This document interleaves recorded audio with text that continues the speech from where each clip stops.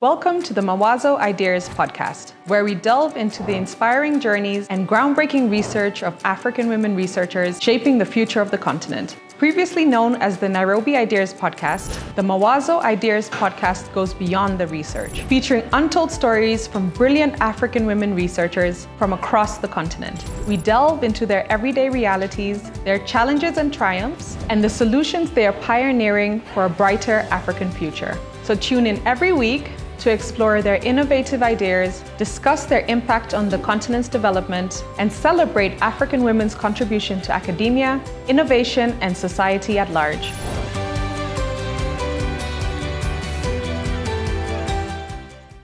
Hello to all our listeners and viewers. Welcome to Mawazo Ideas Podcast, episode 3. And with you here is Caroline Mose. I am the Director of Programs at the Mawazo Institute.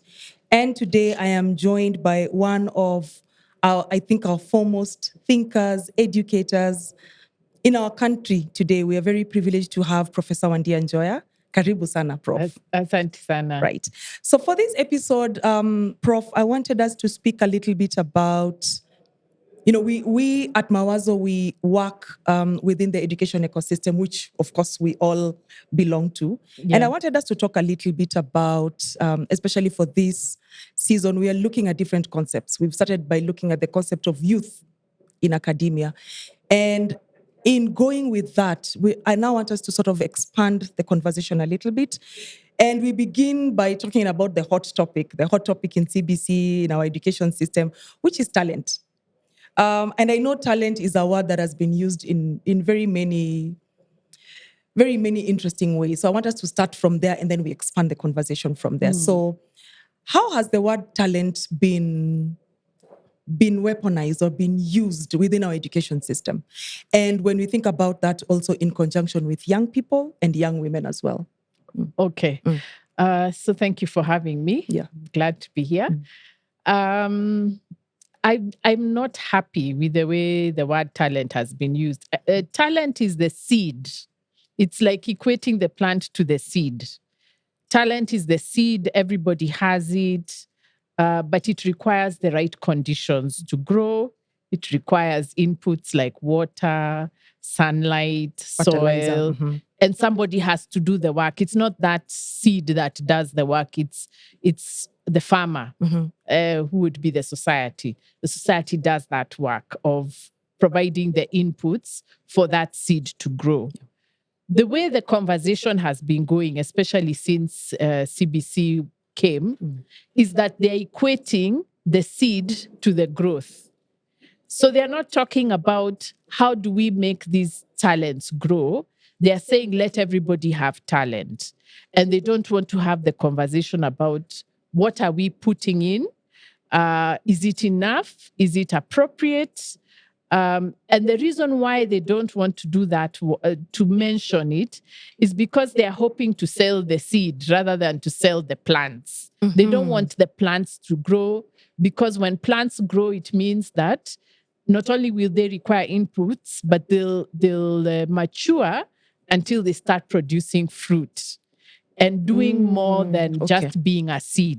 It's that there's an impact you're having on society, and you can't control, especially once it starts bearing fruit, you can't control who is going to eat the fruit, how is it going to be appreciated, are people going to make juice, are they going to wait for the seed?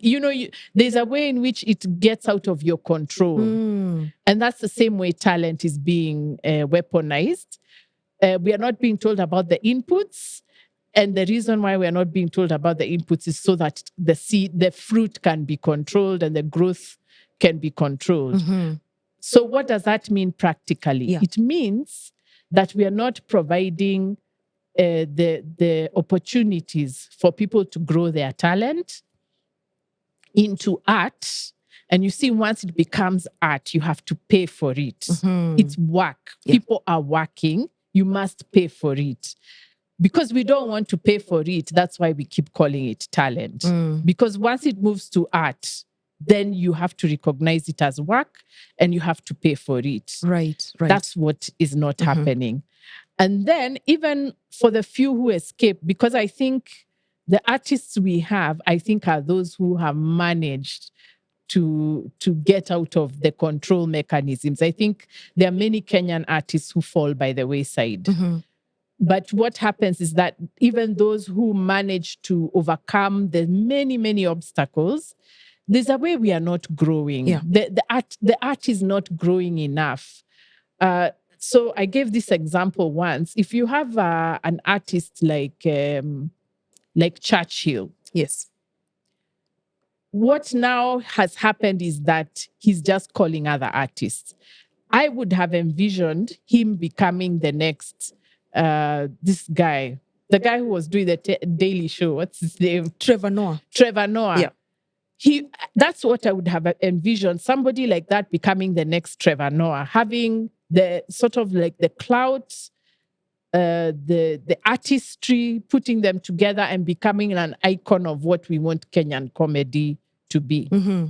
But to be a Trevor Noah, you need writers, you need producers, you need script writers, meaning that there's a whole ecosystem that develops around this person. Yeah. That's what doesn't happen in Kenya. People become artists and remain individual artists for most of their lives. It's very difficult to start growing ecosystems around different artists.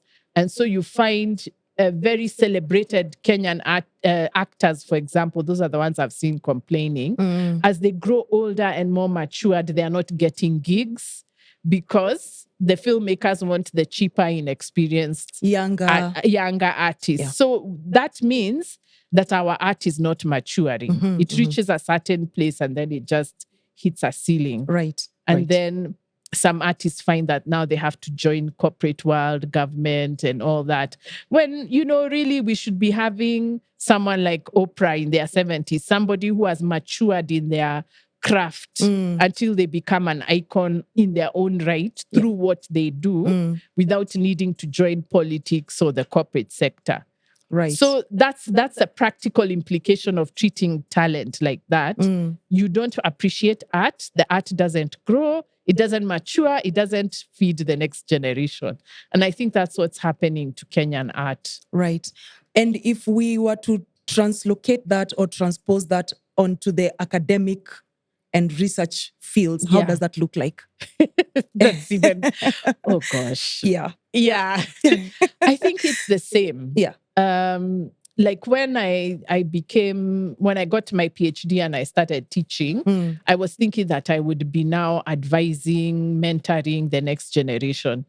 It has taken me 10 years to get there.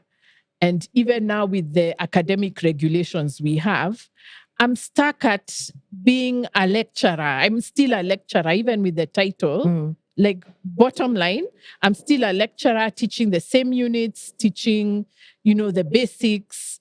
There's no I'm not maturing within the institution. I'm not maturing.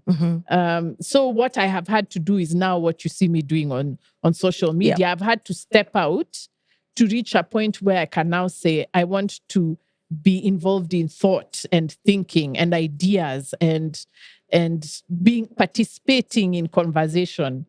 That's now, I've had to step outside the academy for that. But within it, I'm still just where I was 10 years ago. I'm not doing anything fundamentally different because of the kind of bureaucratic requirements that have been made of universities. And I think that's where a lot of people of my experience are. We're just pushing the paper, doing the classes, and then we are not really guiding or influencing the way education is done. Right. And then actually that's what CBC did. The point of CBC was to cut off a whole generation of educators and teachers and say, no, now we are different. We are doing something else. So all our knowledge has just gone to waste. All the experience, the maturity, the fruit, our branches have been cut off. Yeah. So we can't even help improve the system because now we are starting again. Yes, and also to use the same examples you used in terms of a person like Churchill, who has mentioned he has got political ambitions. We see a lot of people in academia, the professors, the doctors, going into government, going into politics, and of course we can see the harm that they're perpetrating on that other side because carrying this problem from here to there, in many ways, we're just replicating the same systems. We're not allowed to mature. That's what I've realized, except in politics. Everywhere else, there's a ceiling you hit. And then now you say, what's the next thing? I join politics. So whether you're in the arts, academia, other professions, you hear people saying, okay, now I've hit a ceiling. I'm the CEO of my ward, but that person is not going to be allowed to start a hub for ideas. They're not going to be allowed to start an industry. So what's the next thing? You join politics. But I think even in politics, they don't mature. No, they don't. It's where you go to rot. Yes. You go to rot in politics. I've had people brag the way they've been MPs for 20 years. But if you push them and tell them in those 20 years, what have you really done? They're hard pressed to say their constituencies don't have hospitals. Basic things. There's nothing. They've not even pushed legislature to say, let's push laws that say, the education system look like this. Let this look like this. They're just in parliament and just perambulating across the country. Going through the ranks, MP, and then you become governor, and then when you finish your 2 terms, you go to Senate. I don't know where they'll go then after now that. You start saying, I want to be president. Yes, and in fact, when I hear politicians saying they want to be president, I'm like, this is such a lack of ambition. Surely. Yeah. And so while this is going on, what's happening to our young people? I really feel sorry for them. There's nowhere for them to grow. Because you see, we are not growing. So you see, as we grow, we leave space for them to grow and follow us. Yeah. But we are not growing, so they are stuck. So in fact, when the Gen Z protest started, I was just like, yeah, this was coming. Because even up to 5 years before, I was saying our young people have nowhere to go. They have nowhere to develop, to mature. And I misunderstood. There was something I misunderstood that I repented later. You know, when the young people say, "Can you mentor me?" I realized that the reason they're asking is because they are not working with us. So they're asking from outside. They are thinking that I can write from outside the academic system and ask to be mentored by an academic as an academic. But no, they have to be with me. They have to be with me working, publishing, going for conferences, me telling them this is how the system works, do this, do that. They have to be with me doing the work. But they're not doing the work because, like I said, even me, I'm not growing. So the work they should be doing is the work that I'm doing. So our young people, they have to break through the ceiling. And unfortunately, the older people are not getting it. That's what they are saying. There's a ceiling here. We've reached 25, 35. We are still doing work for 22-year-olds who are on internship, really. Yeah. Even the working conditions are still internship working conditions. So there's a ceiling, but it's a ceiling that is on the whole Kenyan society. We are a very mediocre society. We don't allow excellence. So as people grow older, they are not maturing. And that's why some people are feeling, you reach around 35, 40, you're just like, let me go abroad. At least I'll move forward. I'll be in a place where I can have an impact. My ideas matter.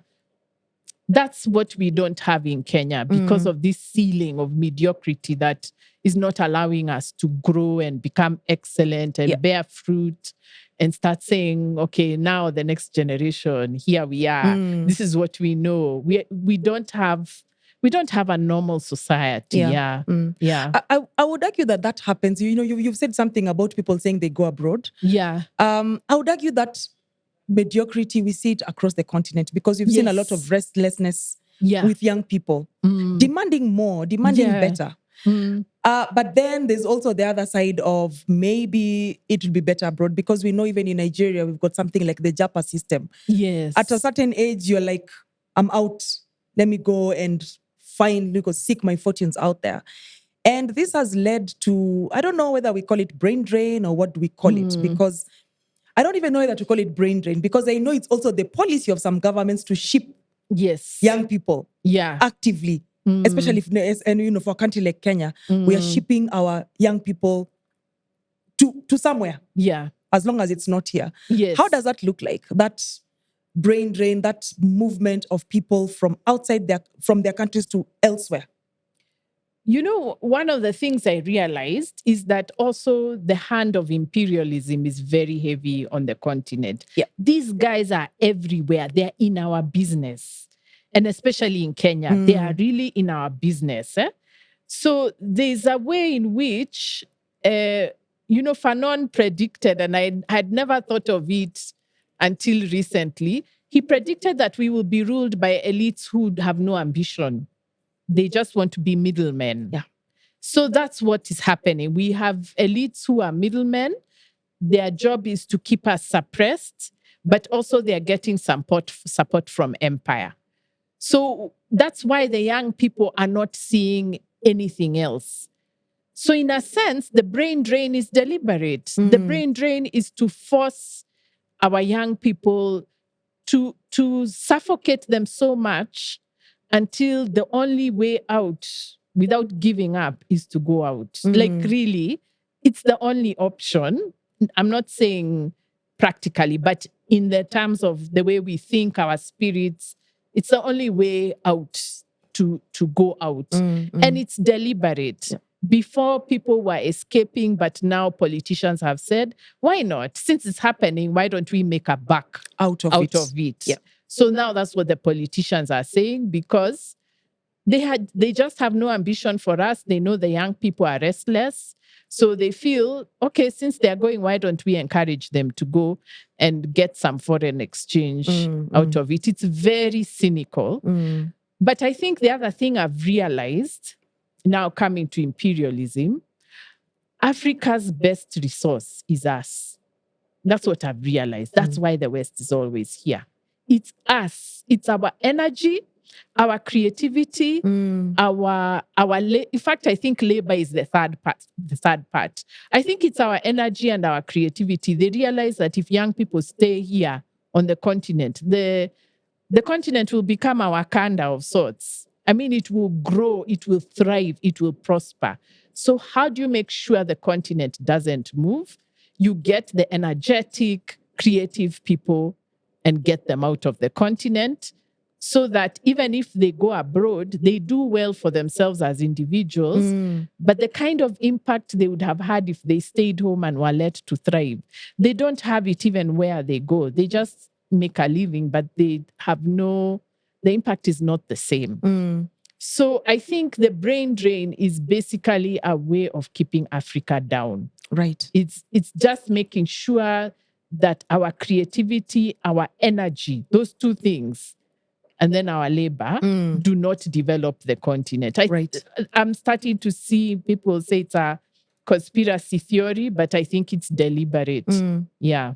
Right. And back to my question, if we were to translocate that into the academic space, I mean, if we look at our local universities, for example, see what's going on, because a large number of our young people a majority of our young people are going through the education system. Yeah. From lower classes, middle school, high school, and then they come to the university. Yeah. How is that system, how is that pipeline looking for them to the point where at the point they're finishing the first degree or in the middle of the first degree, they're already either, which is now where our Gen Z are. Yeah. They're either saying, we either fight or we leave, Yeah.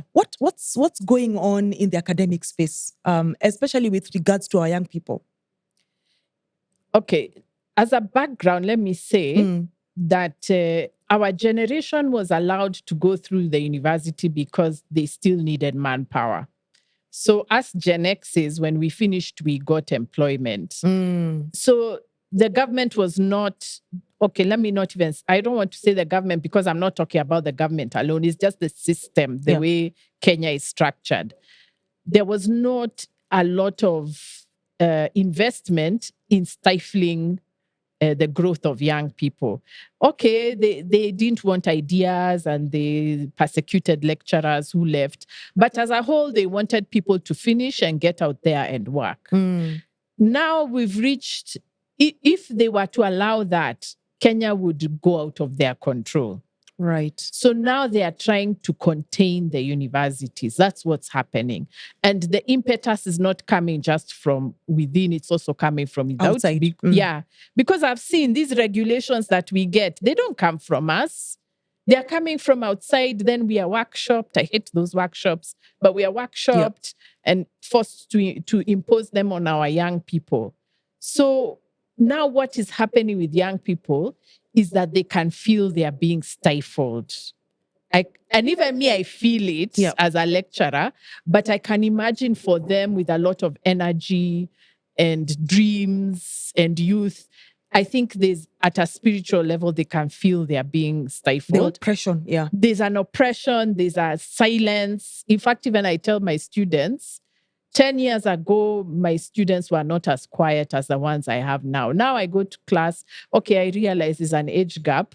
The age gap is bigger. It's increasing. But I just feel there was a vibrancy that I used to see in class before that I don't see anymore. Now people are just like, just tell me what to do. I pass.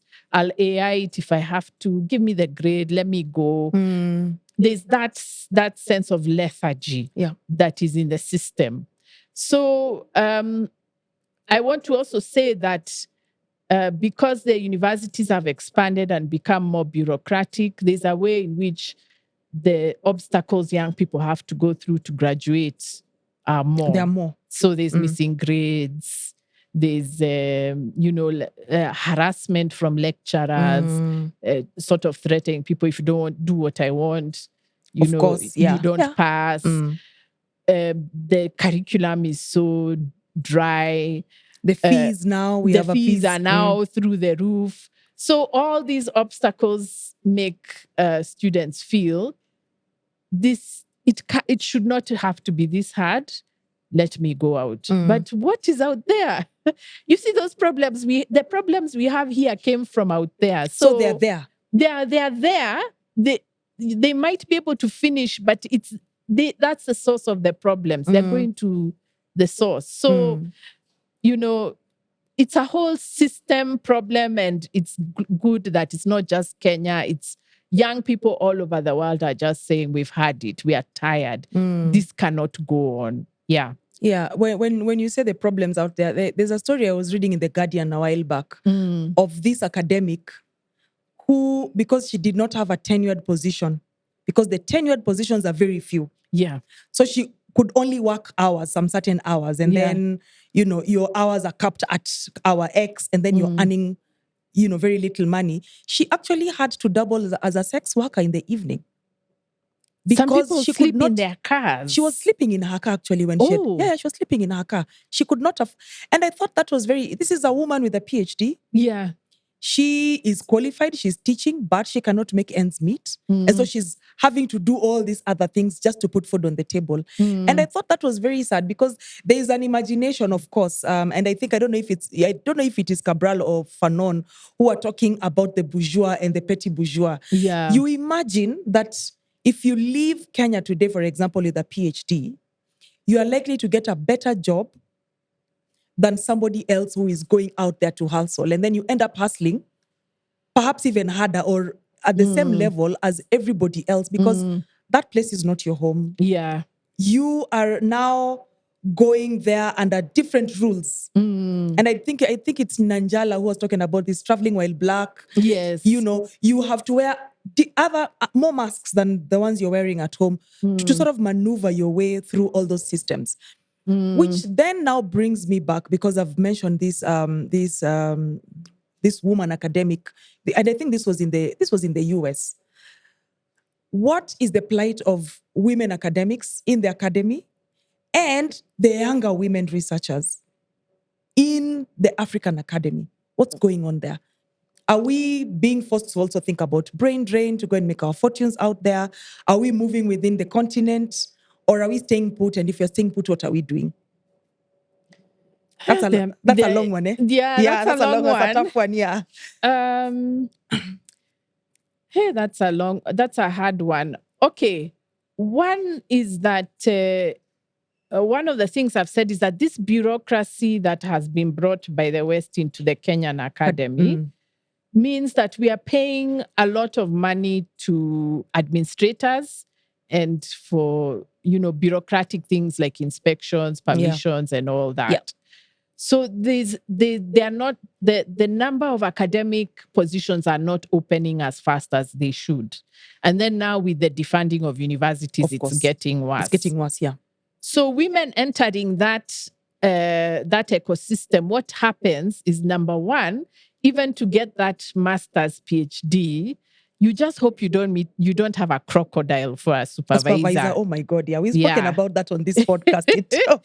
Because now the lecturers know that graduate students, not just women, they know as in general, graduate students are vulnerable.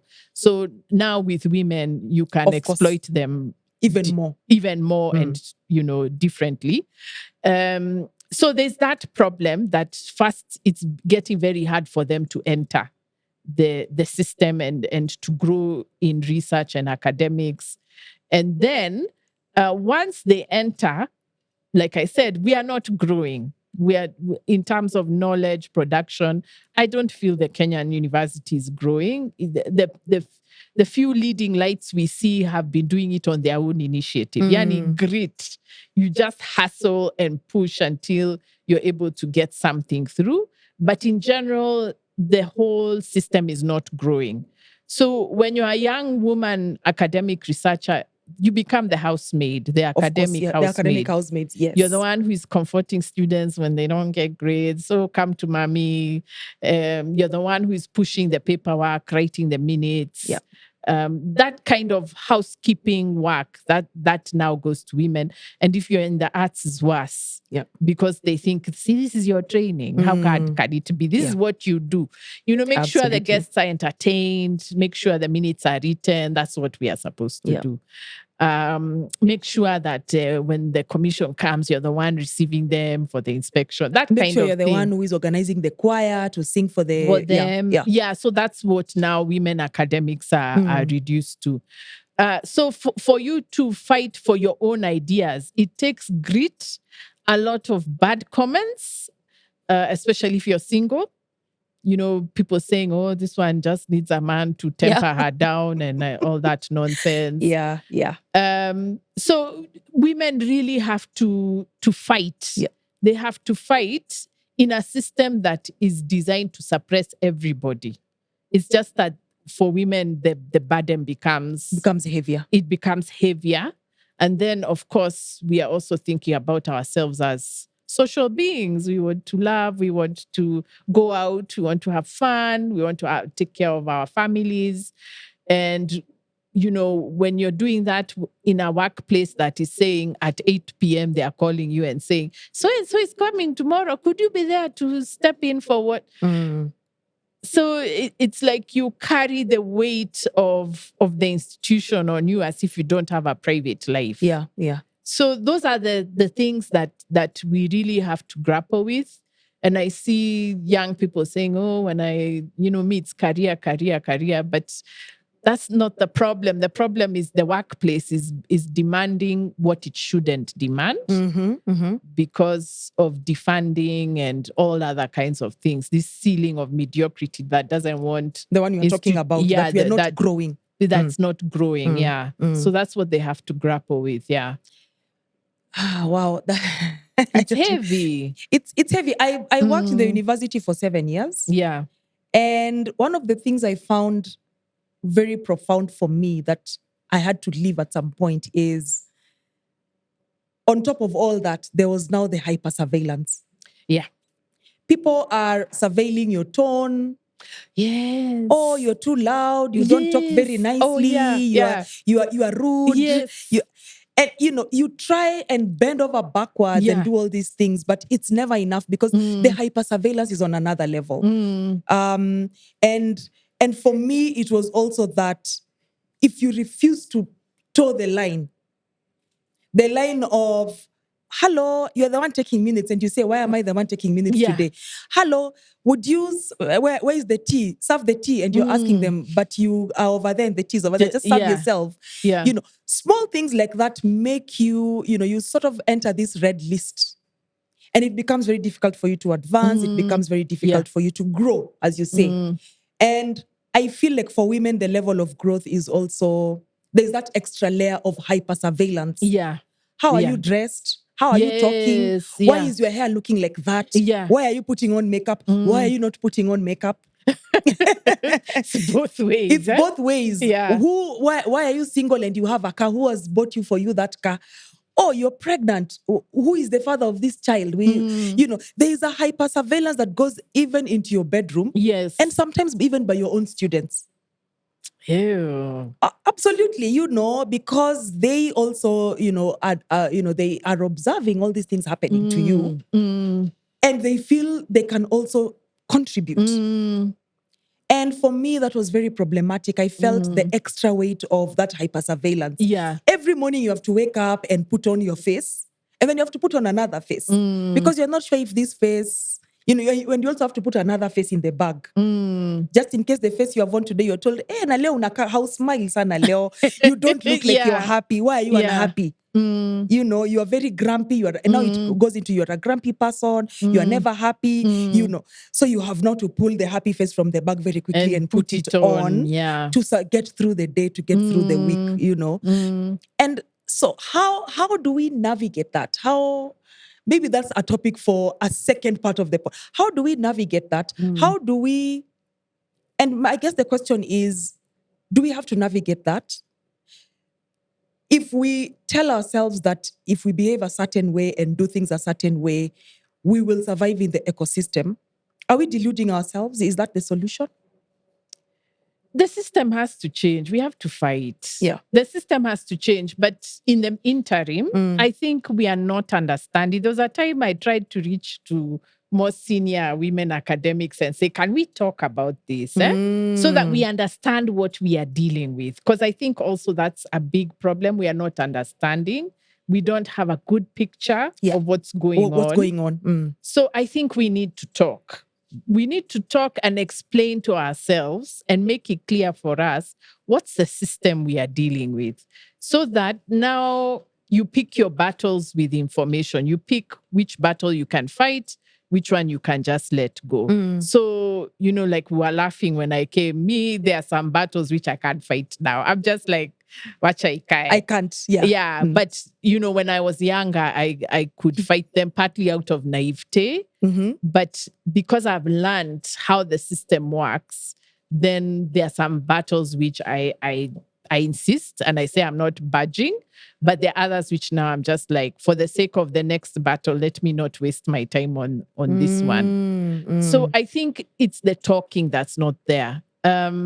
The few times I've talked about the academy, that's another thing. We academics, we are not very introspecting. Hey, we wear rose-colored glasses. It's like we are so romantic about what's going on. So we are not talking about what's really happening, the reality of the academy. This conversation I'm having with you, I never have it within the university ecosystem. Never. And it's not just where I work. We are not talking about it. And even with women, we are not talking about it. Yeah. We are just talking about, I published, I got this grant, this guy is harassing me at the office. But we are not really looking at the system itself, so that we say, where is the university going in Kenya? Why is it like this? And what does it mean for us?